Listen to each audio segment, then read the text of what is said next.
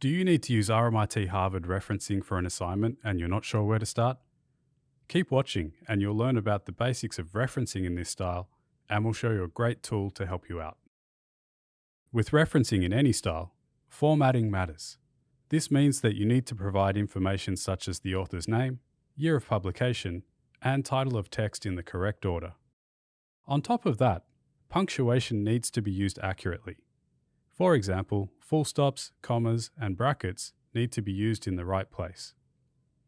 And also, you need to pay attention to your use of italics. And remember, RMIT Harvard is formatted differently from Harvard referencing. If that sounds confusing, don't worry. We've got some handy tips coming up for you. To help students with their referencing, RMIT has developed a tool called EasyCite. It gives you general information about the most common referencing styles used at RMIT, and it tells you the rules for citation and referencing, as well as providing you with examples. Once you've entered EasyCite, different referencing styles can be found across the top of the page. Let's select RMIT Harvard. Now, other options will appear on a new menu. They are different material types that you may need to reference, such as books and journal articles. Let's imagine that we need to reference a journal article with one author. We can select these options from the menus. And now we will find rules and examples for how to do direct quotes, paraphrases, and reference list entries.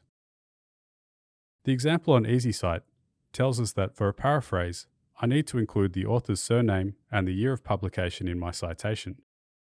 For direct quotes, it's almost the same. We just need to remember to put the author's actual words in quotation marks and include a page number if we can locate it. So how do I make a reference list entry in RMIT Harvard? Well, it depends on what you want to reference. Different materials require different information and different formatting. Let's pretend that we need to reference an author called Abdul, who wrote a journal article called The Art of Coding in 2023.